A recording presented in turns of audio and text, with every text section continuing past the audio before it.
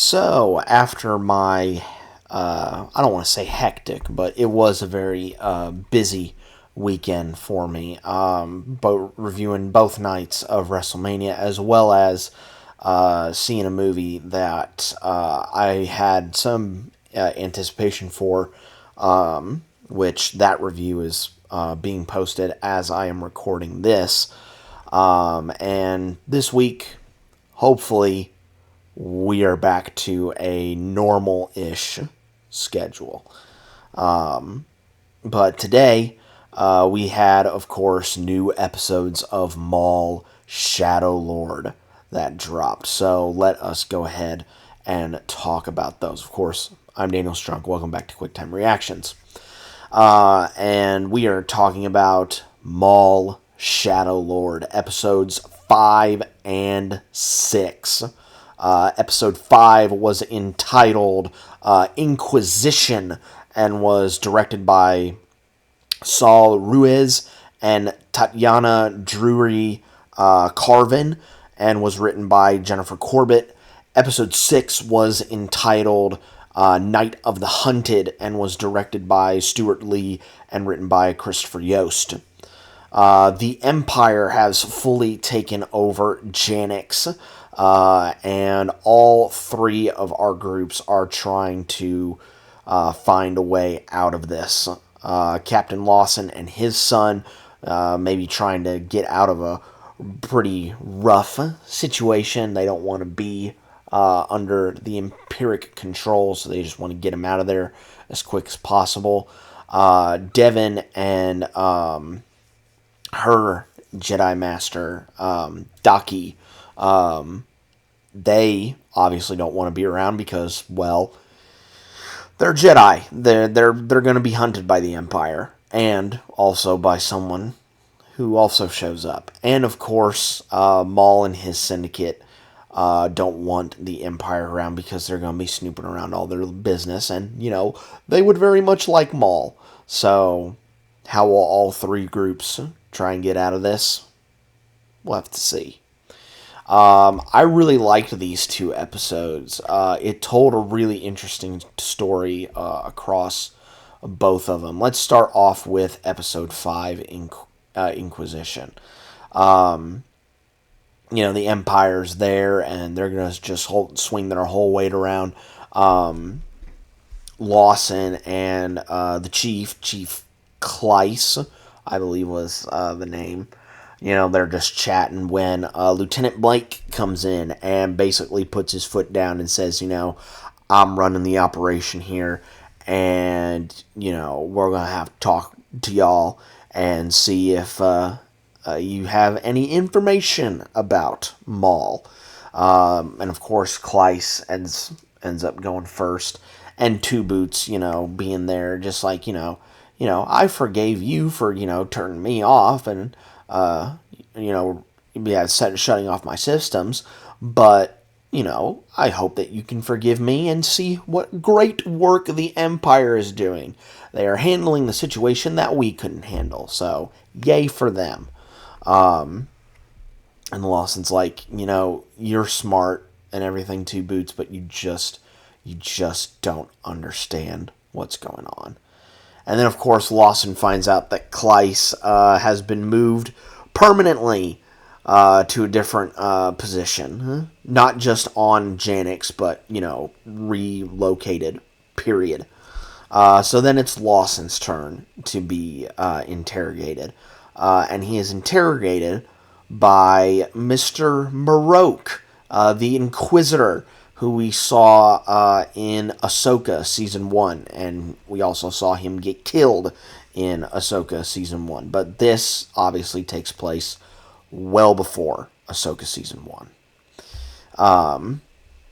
Meanwhile, Deki and Devin are trying to find a way to get out of the city, because the Empire, of course, has locked down transports. They're not, getting on or off the planet. Deki tries to formulate a plan of, they're trying to get to the forest and they'll basically lay low. Devin, starts, spouting some things that, Maul would say. It's like, why do we have to hide when we have these abilities to try and, like, stop the Empire? And Deki is not liking the direction, but understands where she's coming from. But, also tells her to stop listening to Maul's words, essentially. Maul and his syndicate are still underground and just trying to formulate a next game plan. And I love Vario is like, well, since the Empire has shut down their city, all of my assets are just completely frozen. So where does that leave me? What benefit do I have? And Maul's like, well, you're still alive. And Varya's like, oh, that's a good point. And Varya's like, so does that mean I'm, like, free to go? And Maul's like, yeah, you're free to go, if you want to deal with the Empire.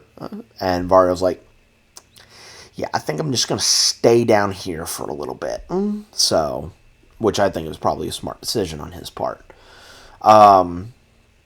Marok, given the information from Lawson, he goes to where the big battle happened at the end of episode 4, and he basically surveys the area and notices all of the lightsaber markings that were left at the scene, and puts 2 and 2 together that, yeah, there's not only Maul here, but there's also Jedi here.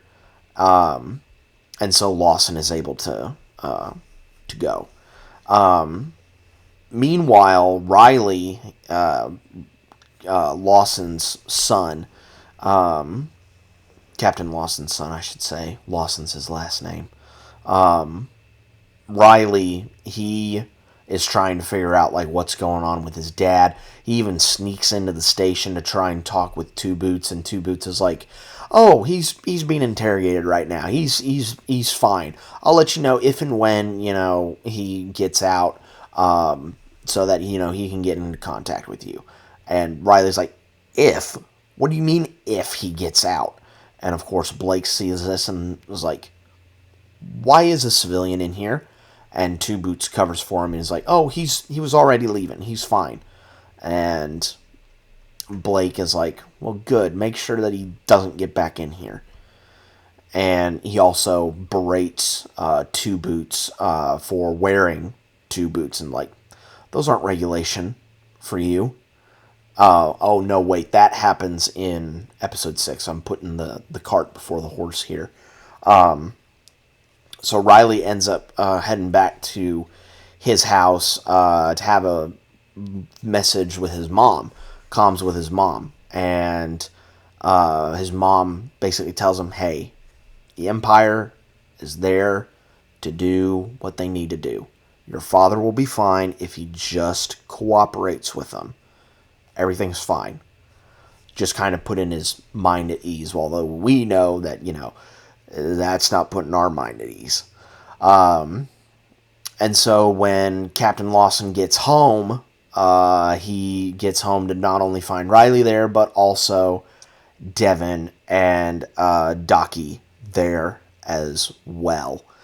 And that's basically where 5 ends. On to 6, Docky and Lawson have a conversation of, like, you understand the kind of danger that you put us in, coming here to try and seek refuge. And Docky explains their whole situation, explains, Order 66 and all that stuff. And just trying to plead with Lawson to have him stay for a little bit. But that is when Marok shows up, and the fight that happens between Marok, Devin, and Docky in this sequence is really, really good. Riley and Captain Lawson flee up to the roof, but there's a ship that comes up after all of them, and Devin's actually able to take control of that ship, and they're able to escape. There's an aerial chase that happens with the transports they're actually shot down, and they actually find a place to hide in all of that. And then this is the scene that I was talking about, where Two Boots is chatting with, I believe, the same guy that Lawson was chatting with in one of the earlier episodes. And Two Boots is like, "Oh, Lawson will be fine." And once he comes in here and sees, how much we're cooperating with the Empire, everything's gonna be good. And then, of course, the wanted pictures come up of Lawson, and Blake comes over and says, maybe not listen to him, because he's wanted for treason against the Empire. And then he looks down. Yeah, you should probably take those off. Huh? They're not regulation for droids. And so maybe Two Boots may come to his common sense here. I don't know. We'll see. We'll see how the remainder of the episodes go. But Lawson, Riley, Devin, and Daki end up going to Sue, I believe was her name, the contact that Captain Lawson had used in, I want to say, episode 3, to get information about Maul's syndicate. And he basically goes there to try and seek a way out. Basically, any planet that doesn't have the Empire on it, which is, a dime a dozen now. But she says, I'll see what I can do. But, of course, there are stormtroopers that are approaching. And, of course, this leads into a big chase. Not only are more stormtroopers waiting on the lower level, but also Marok is there as well. So Riley and Devin are able to get to a cargo train that is rolling through station when, of course, Marok shows up, and Devin is able to hold Marok off at bay just long enough for Riley and her to get onto the train. But, of course, Marok is not that far behind. And so Devin and Marok duel on this cargo train, going back and forth. The animation in this was really, really good. But then, just as it seems like Devin is going to basically die at the hands of Marok, Maul comes in for the save. Maul had actually been keeping tabs on Devin and her whereabouts, because he still thinks that she can become an asset to him, a potential Padawan to him.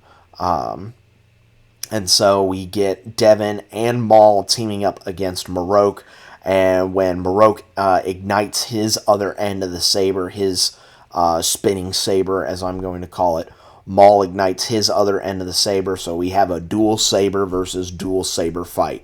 And this was awesome. Oh, it was so good.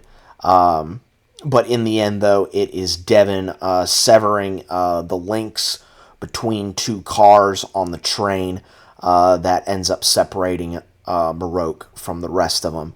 So they're able to get away scot-free.